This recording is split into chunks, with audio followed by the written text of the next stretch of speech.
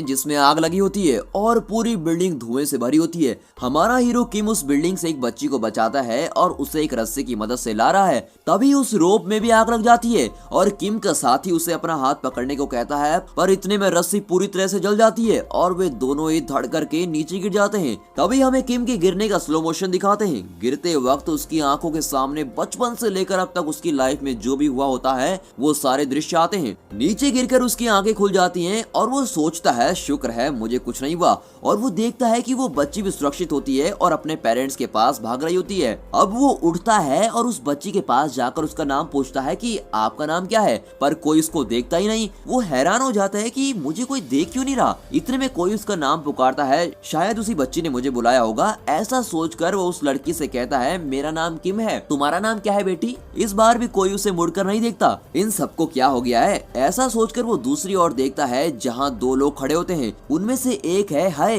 जो ऊंचे कद का आदमी है और उसने कोट पहना होता है। दूसरी ओर एक लड़की है जो दिखने में बहुत ही क्यूट है और जिसका नाम है ली। और यहाँ ली ने ही किम को पुकारा होता है। उसे देखकर किम कहता है कि वहाँ क्यों खड़े हो तुम लोग, दिखता नहीं हर जगह आग लगी है, तुम्हारे सर पर कुछ गिर गया तो। एक तरफ किम ये सब कह रहा होता है और दूसरी ओर दिखाते हैं कि किम के सारे साथी वहाँ दुर्घटना में मरे हुए अपने साथी को घेर कर मातम मना रहे हैं और वो मरा हुआ आदमी और कोई नहीं वो किम ही होता है। ये देखकर किम चौंक जाता है, पर हे और ली ऐसे खड़े होते हैं जैसे उन्हें इन सबसे कोई फर्क ही नहीं पड़ता। तभी ली कहती है कि हम कुल मिलाकर 3 लोग हैं। मरने के बाद जब तुम परलोक पहुंचोगे तब वहाँ 49 दिन तुम पर 7 केसेस चलेंगे और उन 7 केसेस में हम तीनों तुमको बचाएंगे और तुम्हें पुनर्जीवन दिलाएंगे। ये सब हम इसलिए कर रहे हैं क्योंकि तुम एक पैरागन हो जो दूसरों की जान बचाने के लिए अपनी जान से खेलता है। ऐसी घटना 420 साल बाद अभी घटी है, तो हम हैं तुम्हारे गार्डियंस। इतने में है कहता है मैं असिस्टेंट सिक्योरिटी स्पेशलिस्ट हूँ। अपना इंट्रोडक्शन के बाद वो किम से कहता है तुम कंफ्यूज हो गए ना कि तीसरा आदमी कौन है। वो तीसरा आदमी है कैप्टन गैंगरिम। वो तुम्हारे क्रियाक्रम के लिए गए हैं, पर जहाँ तक मुझे पता है वो खाने के लिए गए होंगे। इस तरह वो मजाक कर रहा होता है। फिर दिखाते हैं कि आसमान से साइक्लोन जैसा कुछ आता है जो किम को खींच ले जाता है। तभी किम रियलाइज करता है कि अब वो बिल्कुल मर चुका है और उसकी आत्मा ऊपर जा रही होती है। फिर भी उसे विश्वास नहीं होता। वो चिल्लाने लगता है कि मैं अपनी माँ को देखना चाहता हूँ, उससे अभी बात करना चाहता हूँ, पर वो साइक्लोन उसको खींचकर ऊपर ले जा रहा होता है। कट करके गैंगरिम को दिखाते हैं जो गार्डियंस का कैप्टन है। जैसा है ने कहा था बिल्कुल उसी तरह गैंगरिम खाना खा रहा होता है। लगता है उसे खाना अच्छा नहीं लगा इसलिए वो थोड़ा खाकर उठ जाता है। तभी वो किम की माँ को देखता है। किम का भाई सुयोंग उसकी माँ के पास जाता है और माँ से कहता है कि चलो माँ हमारे जाने का वक्त हो गया है। कट करके दिखाते हैं कि किम परलोक पहुंच चुका है और वहाँ गेट ऑफ आफ्टर लाइफ यानी परलोक का गेट के बाहर खड़ा है। वहाँ मरे हुए लाखों लोगों की भीड़ लगी भी होती है। तभी ली अनाउंस करती है कि ये देखो पैरागन आया है, सब साइड को हो जाओ और उसे आने दो। तभी वहाँ गैंगरिम भी आ जाता है। फिर ली एक पर्ची उठाती है और वहाँ रखी एक मूर्ति के मुंह में डालती है। जैसे ही पर्ची अंदर जाती है उस गेट पर एक बड़ा सिंबल नजर आता है। इसे देखकर ली खुशी से उछलने लगती है और किम से कहती है तुम जरूर 49 दिन चलने वाले 7 केसेस में पास हो जाओगे। और फिर पहले केस की सुनवाई के लिए उस गेट से अंदर जाते हैं। कट करके दिखाते हैं अंदर एक बड़ा ब्रिज है। ब्रिज के दोनों ओर ज्वालामुखी का लावा फैला हुआ होता है। अगर जरा भी बैलेंस मिस हो गया तो लावा के अंदर गिरकर राख होना पड़ेगा। तीनों उस ब्रिज पर चलकर जा रहे होते हैं। तभी हे किम से पूछता है तुम ठीक से सोचकर बताओ तुमने कभी किसी का खून तो नहीं किया, फिर हमें इस हेल ऑफ मर्डर यानी कत्ल के नर्क में क्यों लाया गया है। किम कहता है कि उसने ऐसा कुछ भी नहीं किया। इतने में ली कहती है पर यहाँ तो उसी को लाया जाता है जिसने किसी का खून किया हो। अब गैंगरिम एक्सप्लेन करता है कि कुल मिलाकर 7 पाप होते हैं और इन्हीं 7 पापों का हिसाब गेट के अंदर किया जाता है। कौन सा केस पहले आएगा ये कोई नहीं जानता। ये सिर्फ कोइंसिडेंस की बात है कि किम को पहले कत्ल के नर्क में लाया गया है। तभी किम कहता है कि मैंने तो कीड़ों मकोड़ों तक को कभी कोई नुकसान नहीं पहुंचाया है। इतने में गैंगरिम कहता है खून का मतलब ये नहीं कि तुम डायरेक्ट किसी को मार डालो। अगर तुम्हारे किसी भी काम से किसी की जान गई हो तो वो भी खून ही माना जाएगा। तभी ली आंखें बंद करके किम के सारे कर्मों को स्कैन करके देखती है। अभी पता चल जाएगा कि तुमने किसी का खून किया है या नहीं। कट करके हमें एक फ्लैशबैक दिखाते हैं जिसमें किम अपने साथ काम करने वाले एक आदमी को मरने से बचा नहीं पाता। इस तरह किम उस आदमी का मौत का कारण बन गया होता है। अब कट करके दिखाते हैं जहाँ किम खड़ा होता है वहाँ एक सर्कल बनता है और वो जगह अलग होने लगती है। नीचे लावा भरा हुआ होता है और उसमें कई लोग गिरकर तड़प रहे होते हैं। उनमें से कई लोग किम के पास आकर उससे मदद मांगते हैं कि प्लीज हमारी मदद कीजिए। किम के लिए मदद करना कोई नई बात तो थी नहीं और वो खुशी से उन लोगों की मदद करने की कोशिश करता है। तभी वहाँ कत्ल का देवता यानी पहला जज प्रकट होता है और किम से पूछता है तुमने इन लोगों को बचाने की जरूरत कैसे की। उसकी गरजती हुई आवाज को सुनकर वो किम गिड़गिड़ाने लगता है। कत्ल के देवता के पास दो वकील भी होते हैं। उनमें से एक बूढ़ा होता है जो देवता को बताता है कि इस आदमी ने अपने साथ काम करने वाले आदमी को भी नहीं बचाया, इसी की वजह से वो ऑफिसर मर गया था।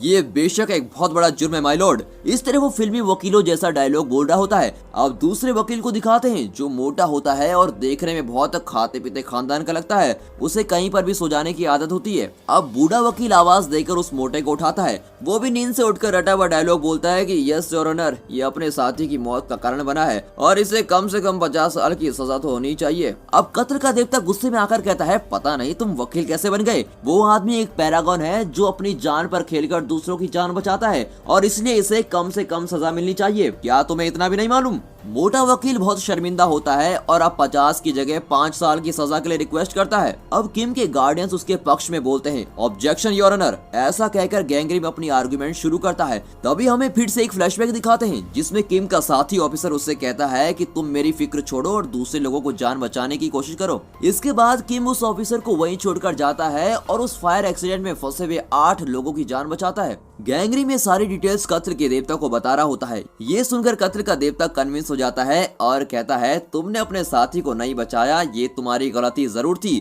पर उस दिन तुमने 8 लोगों को जो बचाया इससे मैं काफी खुश हूँ और तुम्हारी कोई गलती थी भी नहीं। इस पहले इम्तिहान में तुम पास हो और तुम अगले केस की सुनवाई के लिए आगे बढ़ सकते हो। अब कट करके दिखाते हैं कि किम और उसके गार्डियंस अगले केस के लिए दूसरे देवता के पास जा रहे होते हैं। तभी ली कहती है अगले केस में तो तुम बहुत आसानी से पास हो जाओगे क्योंकि अब हम जिनके पास जा रहे हैं वो है आलसी लोगों को सजा देने वाली देवी। पर तुम तो अपनी ड्यूटी के लिए हमेशा बहुत दौड़ भाग करने वाले आदमी हो, इसलिए तुम इस इम्तिहान में आसानी से पास हो जाओगे और कोई दिक्कत भी नहीं होगी। एक्चुअली तुम हमारे 48वें पैरागन हो। अगर हम तीनों ने 49 पैरागन को पुनर्जीवन दिलवा दिया तो हमें भी पुनर्जीवन मिल जाएगा। ली की इन्हीं बातों के बीच वो लोग अगले देवता के गेट पर पहुंच जाते हैं। अंदर जाकर किम के गार्डियंस उसकी खूब प्रशंसा करते हैं कि किम ने सभी की मदद की है। उसने अपने बारे में नहीं सोचा, वो हमेशा दूसरों की भलाई करता है, अपनी ड्यूटी में भी खूब मेहनत करता है, एटसेट्रा एक्स्ट्रा बोलते रहते हैं। ये सारी बातें सुनकर वहाँ की देवी कहती है तुम्हें कोई सजा नहीं मिलेगी। तुम जैसा अच्छा और मेहनती आदमी मैंने आज तक नहीं देखा।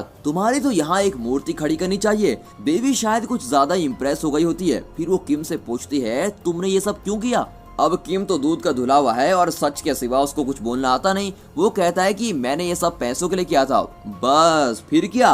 गार्डियंस की सारी मेहनत पर पानी फिर गया होता है। देवी गुस्से में आकर कहती है सिर्फ पैसों के लिए तुमने ये सब किया, तुम्हें सजा जरूर मिलेगी। ऐसा कहकर वो उस लड़की की बोट को अलग कर देती है जिस पर किम खड़ा हुआ होता है। वो अकेला उस पर बहुत दूर जा रहा होता है। वो जिस ओर जा रहा होता है वहाँ भारी पत्थरों से बनी एक मशीन चल रही होती है जिसके नीचे हजारों लोग कुचल रहे होते हैं। उसे देखकर किम बहुत घबरा जाता है। तभी गैंगग्रिम और हे उसे बचा लेते हैं और उस देवी से पूरी बात बताते हैं कि उसने ऐसा क्यों किया था। एक्चुअली किम की माँ बहुत बीमार थी। इतना ही नहीं, उसके भाई की कॉलेज फीस भी बहुत ज्यादा थी, इसलिए किम को दिन रात एक करके काम करना पड़ता था। इसलिए उसने कहा था कि वो पैसों के लिए ये सब कर रहा था। इस तरह किम के गार्डियंस उस देवी को पूरी कहानी विजुअल में दिखाते हैं। विजुअल देखकर देवी फिर से मेहरबान हो जाती है और कहती है बच्चे तुम सचमुच अच्छे इंसान हो, लो मैं तुम्हें इस एग्जाम में पास करवाती हूँ। इस तरह किम अब 2 केस में पास हो जाता है और अब अगले की ओर बढ़ते हैं। कट करके दिखाते हैं कि वे तीसरे गेट की ओर एक बोट में जा रहे होते हैं। तभी वहाँ कई मॉन्स्टर्स उन पर हमला करते हैं, पर गैंगग्रिम और उसके साथी उनसे खूब लड़ते हैं और किम को उनसे बचाते हैं। तभी गैंगग्रिम किम से कहता है कि तुम्हारे परिवार में कोई मर गया है और उसकी आत्मा धरती पर ही घूम रही है, उसी की वजह से ऐसे मॉन्स्टर्स हम पर अटैक कर रहे हैं। अगर ऐसा ही चलता रहा तो पुनर्जीवन के लिए दिया गया टाइम जल्दी खत्म हो जाएगा, पर इसका सोल्यूशन है मेरे पास। मैं अभी धरती पर जाकर देखता हूँ कि वो आत्मा किसकी है और उसे ठिकाने लगा कर आता हूँ। तब तक हे और ली तुम्हारा ख्याल रखेंगे। इस तरह किम को दूसरे गार्डियंस को सौंपकर गैंगग्रिम धरती के लिए निकलता है। कट करके धरती को दिखाते हैं जहाँ किम के परिवार का एक सदस्य मर गया है और वो और कोई नहीं, वो किम का भाई सुयोंग ही होता है। फिर गैंगग्रिम अपनी तलवार निकालता है और उस सुयोंग की आत्मा को परलोक ले चलता है, पर वो सुयोंग अपने भाई जैसा मासूम नहीं होता। उसकी आत्मा गैंगग्रिम को चकमा देकर भाग जाती है। गैंगग्रिम भी उसको छोड़ता नहीं और उस आत्मा को खूब चेज करता है। और दोस्तों ये सीन मूवी में बहुत ही खतरनाक तरीके से पिक्चराइज किया गया है। बहुत चेज करने के बाद सुयोंग की आत्मा गैंगग्रिम के हाथ में आ जाती है। कट करके परलोक में किम को दिखाते हैं। गार्डियंस के साथ जा रहे किम पर वो मॉन्स्टर्स फिर से हमला करने लगते हैं। गार्डियंस को अब चिंता होने लगती है क्योंकि गैंगग्रिम अभी लौटा नहीं होता और उन्हें अकेले ही मॉन्स्टर्स का सामना करना होता है। तभी अचानक वहाँ बहुत बड़े दो रूप दिखाई देते हैं और वो उन मॉन्स्टर्स को मारकर भगा देते हैं। वो रूप साक्षात देवताओं के देवता का होता है, उसी ने इन तीनों को बचाया होता है। उस देवता को देखकर गार्डियंस सर झुकाकर उन्हें प्रणाम करते हैं, लेकिन वो किम वैसा का वैसा ही खड़ा रहता है। पर गार्डियंस उसे भी जबरदस्ती प्रणाम करवाते हैं। इतने में देवताओं का देवता पूछता है, ये तो पैरागन है ना, फिर इस तरह के मॉन्स्टर्स इसे क्यों सता रहे हैं? तभी गार्डियंस कहते हैं कि इस सिचुएशन को ठीक करने के लिए हमारा कैप्टन धरती पर जा चुका है और जल्द से जल्द सब कुछ ठीक करके वापस लौट आएगा। तो देवता कहता है, ठीक है, काम जल्दी जल्दी हो जाना चाहिए। जो आत्मा इस तरीके से घूम रही है उसको जल्दी से ठिकाने लगवाओ। देवता की बात सुनकर किम टेंशन में आ जाता है, क्योंकि उसके परिवार का सदस्य ही मरा होता है। गुस्से में वो देवताओं के देवता का शर्ट पकड़ता है और उसे डांटता है। ये देखकर गार्डियंस टेंशन में आ जाते हैं कि ये कर क्या रहा है और जल्दी से किम को देवता से दूर करते हैं। फिर वे देवता से माफी मांगते हैं, पर देवता किम को कुछ नहीं करता। वो गार्डियंस को जरा सा डांटता है कि ये आदमी पागल है क्या, इस तरह क्यों बिहेव कर रहा है। फिर देवता वहाँ से चला जाता है। कट करके दिखाते हैं कि अब वे अगले जज के पास पहुँचते हैं। वहाँ एक लड़की लॉलीपॉप खा रही होती है। एक्चुअली वही यहाँ की देवी है जो दूसरों को धोखा देने वालों के केस की सुनवाई करती है। और वहाँ भी एक वकील होता है। वो किम को फंसाने की पूरी कोशिश करता है और कहता है, इस आदमी ने एक छोटी बच्ची के साथ धोखा किया है। ये उस बच्ची को उसके डैडी की तरह लेटर्स भेजता रहा, एक नहीं दो नहीं पूरे 98 लेटर्स भेज चुका है। इसी एक वजह से इस आदमी को सजा मिलनी चाहिए। किम भी मान जाता है और कहता है, हाँ वो बहुत छोटी बच्ची थी, इसीलिए उसका दिल रखने के लिए मैंने उसे लेटर्स भेजे थे। इस पर लॉलीपॉप वाली देवी जो खुद बच्ची है वो किम को सजा सुनाती है। सजा ये होती है कि किम का जीभ काट दिया जाए। गार्डियंस कुछ भी नहीं कर पाते और गैंग्रिम भी अभी धरती से नहीं लौटा था। अब गार्डियंस किसी तरह गैंग्रिम को कांटेक्ट करते हैं। गैंग्रिम अपना माइंड ली के माइंड से लिंक करता है और उसके द्वारा बोलने लगता है। वो कहता है कि हमें ये केस लड़ने का एक आखिरी मौका दीजिए। किम ने न सिर्फ उस लड़की को लेटर्स भेजे थे, बल्कि अपनी खुद की माँ को भी 15 साल तक ये झूठे लेटर्स भेजता रहा। उन लेटर्स को पढ़ते पढ़ते इसकी माँ, जिसे डॉक्टर्स भी जवाब दे चुके थे, वो बिल्कुल ठीक हो गई थी और घर से दूर रहकर भी ये अपनी माँ को खुश रखने के लिए उन्हें झूठे लेटर्स लिखता रहा कि माँ मैं बहुत खुश हूँ, मेरी शादी हो चुकी है और मैं बहुत अच्छी जिंदगी जी रहा हूँ। ये सब पढ़कर इसकी माँ बहुत खुश हो गई थी। बिल्कुल इसी तरह का असर उस छोटी बच्ची पर भी था जिसको इसने लेटर्स लिखे थे। अपने पापा के मर जाने के बाद वो बहुत दुखी थी। इसके लेटर्स पढ़कर वो बहुत खुश होती थी और अपने दुख से बाहर आ गई थी। इसी तरह से गैंग्रिम किम की पूरी सच्चाई बताता है। सारी सच्चाई सुनकर लॉलीपॉप देवी कहती है, किम तुम सच में बहुत भले मानुस हो, तुम्हें अभी यहाँ से पास करवाती हूँ और तुम अगले केस की तरफ बढ़ सकते हो। कट करके एक जंगल को दिखाते हैं जहाँ तीनों चल रहे हैं। तभी वहाँ गैंग्रिम पहुँचता है और किम से कहता है, मैंने तुम्हारी माँ को देखा और वो बिल्कुल ठीक है, तुम्हारा भाई भी बिल्कुल ठीक है। ये सुनकर किम खुश हो जाता है कि चलो भाई शुक्र है मेरे परिवार में किसी को कुछ नहीं हुआ। तभी गैंग्रिम दोनों गार्डियन से कहता है कि सुयोंग मर गया है, पर ध्यान रखें कि किसी को इस बात की खबर ना हो। ऐसा कहकर वो फिर से धरती के लिए रवाना हो जाता है।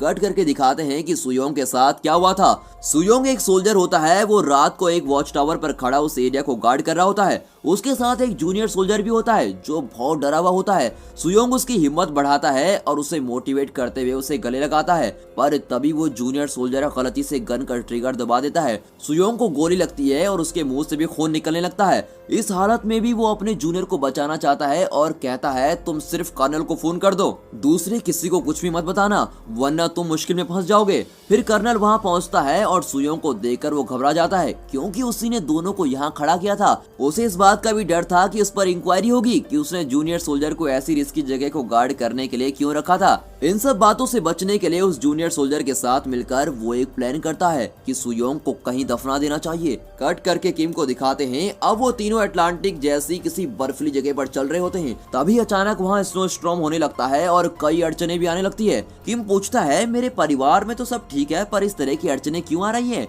वहाँ एक रोप कार नजर आती है और तीनों उस पर चढ़ जाते हैं। कट करके फ्लैशबैक में सुयोंग को दिखाते हैं। वो मरा नहीं, अभी भी जिंदा होता है, पर कर्नल और जूनियर सोल्जर ये नहीं जानते कि वो जिंदा ही है और उसको दफना देते हैं। फिर वे उसकी माँ के पास जाते हैं और कहते हैं कि आपका बेटा कहीं भाग गया है, आर्मी में ज्वाइन करने के बाद न जाने वो कहाँ भाग गया। इस तरह झूठ पे झूठ बोलकर वो उसकी माँ को दुखी कर रहे होते हैं। ये फ्लैशबैक देखकर गैंग्रिम को भी अपना फ्लैशबैक दिखने लगता है। बिल्कुल इसी तरह गैंग्रिम के पिता भी किसी युद्ध में लाशों के बीच जिंदा गड़ गए थे। उनकी इस तरह की मौत से गैंग्रिम की माँ भी बहुत रोई हुई होती है। कट करके हेल ऑफ इनजस्टिस यानी अन्याय के नर्क को दिखाते हैं।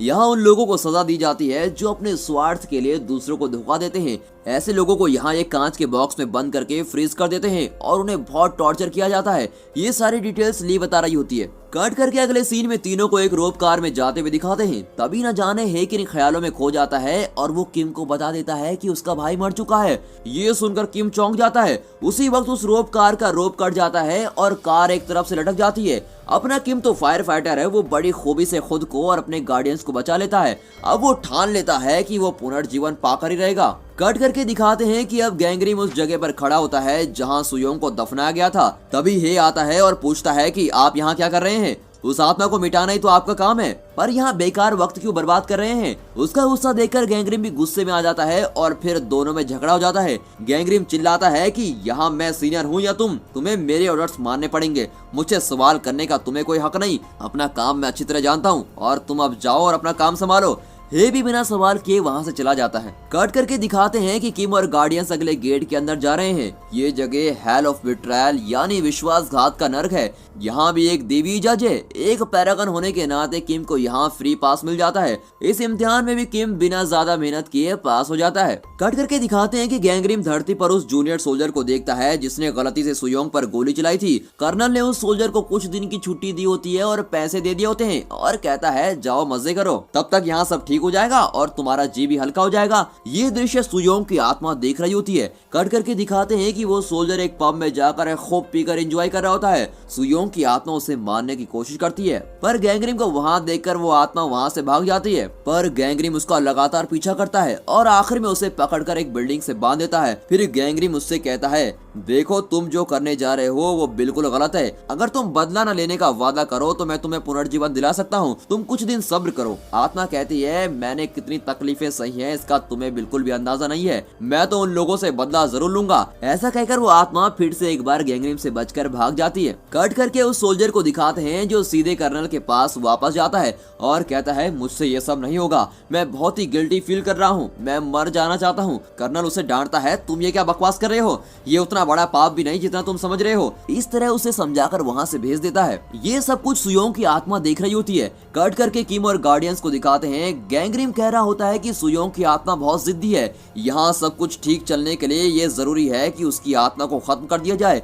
ये सुनकर किम दौड़कर चला आता है और गैंगरिम के पैरों पर गिरता है कि प्लीज मेरे भाई को कुछ मत करना, उसे भी यहाँ लाकर पुनर्जीवन दिला दीजिए ना। इस तरह किम गैंगरिम से विनती करने लगता है। कट करके दिखाते हैं कि धरती पर रात हो चुकी है। तब वो जूनियर सोल्जर किम के घर जाता है और किम की माँ के सामने शराब पीने लगता है। ये देखकर किम की माँ दरवाजा बंद कर देती है। फिर वो सोल्जर एक पर्ची घर के अंदर डालकर वहाँ से भाग जाता है। किम की माँ उसे खोलती है तो उसमें एक मैप होता है जिसमें एक जगह पर एक्स मार्क होता है और एक्स मार्क वाली जगह पर सुयोंग को दफनाया गया था। कट करके दिखाते हैं कि जूनियर सोल्जर खुद को फांसी लगाने की कोशिश कर रहा होता है। ये दृश्य गैंगरिम और सुयोंग की आत्मा दोनों ही देख रहे होते हैं। तब सुयोंग उस सोल्जर के बारे में समझ जाता है और उसे यकीन हो जाता है कि इसने अनजाने में ही गोली चलाई थी और उस घटना के बाद बेचारा बहुत ही पछता रहा होता है। इसे मैं मरने नहीं दूंगा। ऐसा सोचकर सुयोंग की आत्मा गैंगरिम से उस आदमी को किसी तरह बचाने को कहती है। तब गैंगरिम उससे कहता है कि मुझसे प्रॉमिस करो कि तुम मेरी बात मानोगे तभी मैं इसे बचाऊंगा। सुयोंग की आत्मा मान जाती है। फिर गैंगरिम उस सोल्जर को बचा लेता है।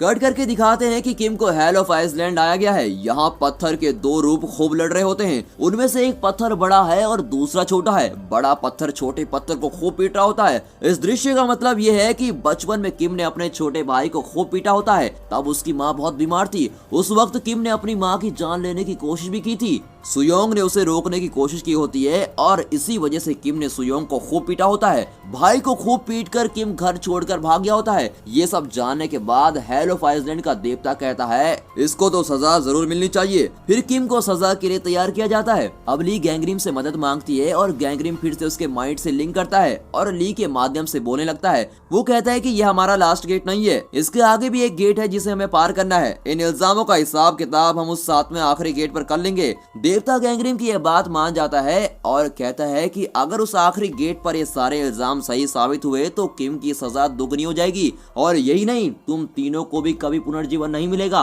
और तुम्हारी सारी पावर छीन ली जाएंगी। गार्डियंस कुछ देर सोचते हैं और आखिर में फिर मान ही जाते हैं। कट करके धरती पर गैंगरिम को दिखाते हैं। वो सुयोंग की आत्मा को उसी के शरीर में जाने को कहता है। उसकी आत्मा वैसे ही करती है और सुयोंग जिंदा हो जाता है। कट करके किम की माँ को दिखाते हैं जो उस मैप को लेकर सुयोंग को ढूंढ रही होती है। वो कर्नल के पास जाती है और उसे मैप दिखाकर कहती है मेरा बेटा कहीं नहीं भागा है, वो इसी जगह पर है। इस पर कर्नल शॉक हो जाता है और वो किम की माँ को वहाँ से भगाने छुड़ाने की कोशिश करता है। ये देखकर सुयोंग क्या चुप बैठने वाला था, वो फिर से आत्मा का रूप ले लेता है और कर्नल को साइक्लोन की तरह अटैक करने लगता है। गैंग्रीन भी उसे कंट्रोल नहीं कर पाता और हे को अपनी मदद के लिए बुलाता है। दोनों मिलकर बड़ी मुश्किल से सुयोंग को शांत करवाते हैं। कट करके दिखाते हैं कि अब किम आखिरी गेट के अंदर जा चुका है। यहाँ का जज है देवताओं का भी देवता। ये वही देवता है जिसकी शर्ट पकड़कर किम ने बुरी तरह से उसको डांटा होता है और यही आखिरी जज भी होता है और वो किम को झट से सजा सुनाने लगता है। गैंग्रीन पूछता है, हे देवता, बिना सुनाए कि आप सजा कैसे सुना सकते हैं? तो देवता कहता है, इसने अपनी माँ की जान लेने की कोशिश की थी।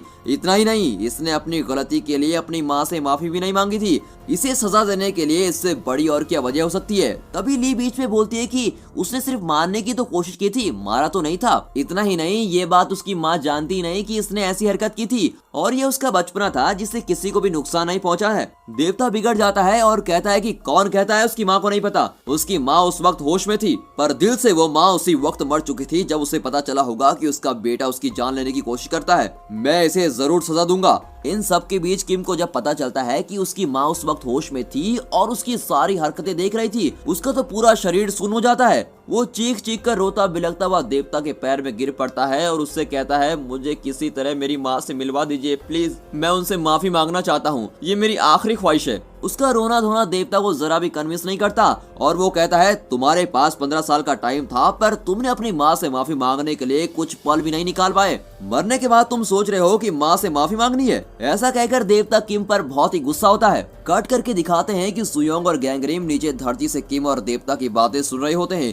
कट करके देवताओं के देवता को दिखाते हैं जिसके चारों ओर भूकंप हो रहा होता है। तभी वहाँ की मिट्टी में किम की माँ का रूप दिखता है। एक्चुअली सुयोंग की आत्मा उसकी माँ के सपने में जाकर कहती है कि माँ, मैं अब तुमसे नहीं मिल पाऊंगा, अब मुझे परलोक में नौकरी मिल गई है। इस पर उसकी माँ रोते हुए उसे विदा करती है। तब सुयोंग माँ से कहता है, तुम्हें याद होगा कि कई साल पहले किम भैया ने तुम्हें जान से मारने की कोशिश की थी। तुम शायद भूल भी गई होगी, पर किम कई सालों से इस बात पर पछता रहा है। बचपन में की गई उस गलती के लिए वो वहाँ दिन रात काम कर रहा था और हमें पैसे भी भेज रहा था। वो हर दिन उस बात को सोचकर मर रहा है। इस तरह सुयोंग किम के बारे में अपनी माँ को बता रहा होता है। उसकी माँ कहती है, मुझे उससे कोई शिकायत नहीं है, गलती तो मेरी ही थी कि मैं तुम दोनों की देखभाल ठीक तरीके से नहीं कर पाई। मुझे माफ कर दो बेटा, प्लीज माफ कर दो। ऐसा कहकर वो सुयोंग को गले लगाकर रोने लगती है। ये पूरा दृश्य परलोक में किम, गार्डियंस और वो देवताओं का देवता देख रहे होते हैं। इस पर किम अपनी माँ के रूप को गले लगाकर खूब रोने लगता है और अपनी माँ से माफी मांगता है। ये देखकर वहाँ सबकी आंखें भर जाती हैं और वहाँ खड़े वकील तो फूट फूट कर रोने लगता है। आखिर में देवताओं का देवता उस कागज को फाड़ देता है जिसमें किम की सजा लिखी हुई होती है और वो कहता है कि जब तुम्हारी माँ ही तुम्हें माफ कर चुकी है तो हम तुम्हें कैसे सजा दे सकते हैं? और फिर तुमने सच्चे दिल से माफी मांगी है और तुम्हारी माँ ने भी तुम्हें सच्चे दिल से माफ कर दिया है, इसलिए मैं तुम्हें पुनर्जीवन देता हूँ। तुम सारी परीक्षाएं पास कर चुके हो। और इस तरह किम को पुनर्जीवन मिल जाता है और वो पहले जैसे हो जाता है। फिर किम ली का शुक्र अदा करता है और वहाँ से निकलता है। कट करके धरती पर गैंग्रीन को दिखाते हैं। उसके हाथ में एक टिकट होता है जो कि सुयोंग का टिकट होता है। ये बिल्कुल वैसा ही टिकट होता है जैसा किम के लिए निकला था। ये देखकर हे चौंक जाता है और कहता है, इसको भी पैरागन का टिकट देंगे आप? अगर इस सुयोंग को पैरागन के टिकट पे हम परलोक में ले गए तो हमें पहले गेट में भी एंट्री नहीं मिलेगी और हमें वहाँ से बाहर भगा देंगे, और आप हैं कि इसको पैरागन वाला टिकट देना चाहते हैं? इस तरह वो गैंग्रीन की टांग खींचता है। इस पर गैंग्रीन कहता है, मैं तुम्हारा सीनियर हूँ, याद है कि नहीं? यहाँ सिर्फ मैं ऑर्डर दे सकता हूँ और तुम्हारा काम है सिर्फ उसे फॉलो करना। इस पर हे बिगड़ कर कहता है, ये पहली बार है जब मैं आपको उल्टा जवाब दे रहा हूँ, इससे पहले मैंने आपकी कभी बात टाली है क्या? उसका सवाल सुनकर गैंग्रीन सोच में पड़ जाता है। तभी उसे रियलाइज होता है कि एक बार पहले जब हे ने उसका ऑर्डर फॉलो करने से इनकार किया था वो एक्चुअली हे नहीं था। देवताओं के देवता हे का रूप लेकर गैंग्रीन से झगड़ा किया हुआ होता है और देवताओं ने इसलिए ऐसा किया होता है क्योंकि धरती पर जिस काम के लिए गैंग्रीन आया था उसे पूरा किए बगैर वो बेवजह सुयोंग की आत्मा के साथ लुका छिपी खेलकर वक्त बर्बाद कर रहा था। ये बातें अब गैंग्रीन साफ साफ समझ जाता है। कट करके किम की माँ को दिखाते हैं। उसके नाम एक पार्सल आया होता है और उस पार्सल को गैंग्रीन डिलीवर करता है। उस पार्सल में एक राइस कुकर होता है जो किम ने अपनी माँ के लिए खरीदी थी।